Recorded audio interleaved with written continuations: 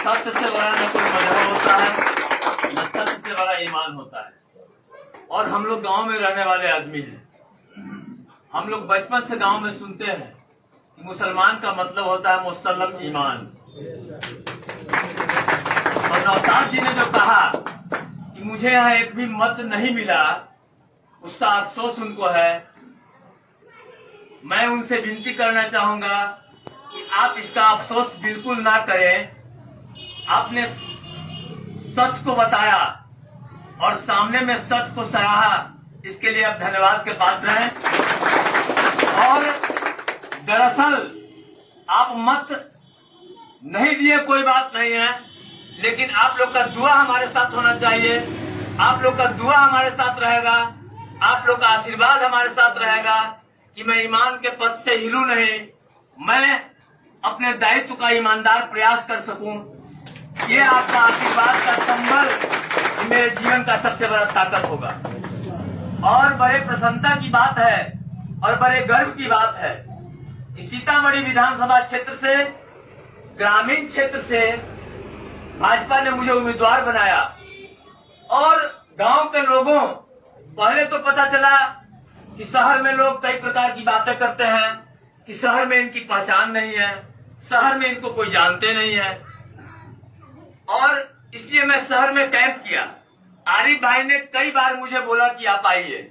मैंने कहा कि आरिफ भाई शहर में आके रह रहे हैं, यहाँ हमको करने दीजिए पहले डोर टू डोर। और मात्र 12 दिन का समय था, पहले से हमको पता नहीं था कि चुनाव हमको लड़ना है। और 12 दिन के अंदर में 28 पंचायत और 36 वार्ड का भ्रमण करना था। और चुनाव के समय में हर लोग चाहता है कि उम्मीदवार से हम डायरेक्ट इंटरेक्ट हों, डायरेक्ट हमारे दरवाजे पे आवे। उसके लिए 12 दिन का समय बहुत कम होता है, तो इसलिए मैं नहीं आ सका। ये कदापि नहीं सोचिएगा कि मैं ये सोच के आया कि मुसलमान किसी अन्य दल का वोटर है इसलिए हमको वोट नहीं देगा, ये सोच के मैं नहीं आया। मैं समय के अभाव में नहीं आया। कई ऐसे पंचायत हैं जहां मैं अभी तक नहीं गया हूं और लगातार काम कर रहा हूं। और जिन पंचायतों में नहीं गया हूं वहां सबसे अधिक मत आए हैं। तो भाइयों, सवाल मत देने मत लेने का नहीं है। आपका जो फर्ज था वो आप नहीं अदा कर सके, तो परमात्मा भविष्य में आपको फर्ज अदा करने का मौका दे, आपके सेहत को तंदुरुस्त रखे और परमात्मा हमें फिर से आपके बीच में आने का मौका दे, परमात्मा जिंदगी दे। ये सबसे बड़ी बात है।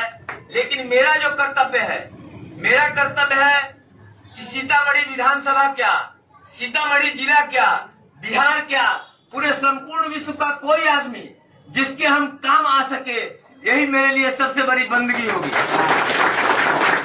और यहाँ का मामला या बीमारी का, इसका चर्चा नहीं करिएगा आप लोग। इसका चर्चा करने पर हम थोड़ा सा ये शर्म में आ जाते हैं, क्योंकि कोई भी नेकी करके उसकी चर्चा नहीं करनी चाहिए।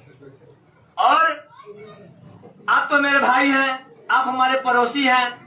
ऐसा नहीं है कि मैसूर के लिए मैं नया चेहरा हूं, यहाँ के कई लोग वर्षों से जानते हैं। और आरिफ भाई इसके साक्षी हैं कि हमारे भाषण मछहा पंचायत में एक मुसलमान के गरीब का बेटा जो मेरे वार्ड से वार्ड का चुनाव लड़ा, और उसके अलावा कोई दूसरा मुसलमान वार्ड मेंबर भी नहीं बना। और उस क्षेत्र में उसको हम उप मुखिया बनवाए। और उप मुखिया बनवाने के बाद आप लोग का जो रोजा का जो इफ्तार पार्टी होता है, उस इफ्तार पार्टी में उसकी सक्षमता नहीं थी, तो हमारे वार्ड के वोटर लोगों को बोल करके और सब लोग सामूहिक चंदा इकट्ठा करके उसके यहाँ इफ्तार पार्टी का आयोजन करवाए। उसमें आरिफ भाई को बुलवाए, वहाँ के जिला पार्षद तेहरपुरवा के नन्हे बाबू उनको बुलवाए। तो ये लोगों का अपना मनोभावना है। मेरी समझ बिल्कुल स्पष्ट है कि धर्म और मजहब अपने अपने जीवन में उतारने का मतलब होता है। बाकी सभी लोग भाई भाई हैं, सभी लोग भारत माता के संतान हैं। सभी लोगों को ये मानना चाहिए कि हम लोग अशफाकुल्ला खां के वंशज हैं, चंद्रशेखर आजाद के वंशज हैं, बटुकेश्वर दत्त के वंशज हैं, कैप्टन हमीद के वंशज है। लेकिन वो हिंदू का मान सिंह था, हिंदू ही था, उसके वंशज नहीं है। भारत माता का सपूत कैप्टन हमीद हो सकता है, भारत माता का सपूत भगत सिंह हो सकता है, भारत माता का सपूत दलाल पॉकेटमार, आतंकवादी, गलत तरीके से नाजायज तरीके से जनता को परेशान करने वाले, ये लोग भारत माता के सपूत नहीं हो सकते। और हमारी जो गंगा जमुना तहजीब है, उस तहजीब में बहुत सारे उदाहरण है। रसखान थे मुसलमान, बहुत बड़े कवि थे, वो कृष्ण भक्त थे। मैं आपके मजहब के सूफी संत मंसूर का हर जगह चर्चा करता हूँ कि मंसूर का जीवनी हर मुसलमान को पढ़ना चाहिए। मैं तो वक्फ बोर्ड की बैठक हुई थी, अब थे वक्फ बोर्ड की बैठक में, क्या साजिद भाई जो बुलाए थे वक्फ बोर्ड की बैठक, उसमें भी मैंने कहा कि मैं जब बचपन में था तो मेरा देखा हुआ है कि मेरे गांव में जो कई मुसलमान घर थे, आज से 30, 40, 50 बरस पहले, जिनके घर से छठ का पूजा होता था। मेरे पंचायत में कई हिंदू हैं जो अभी भी रोजा रखते हैं।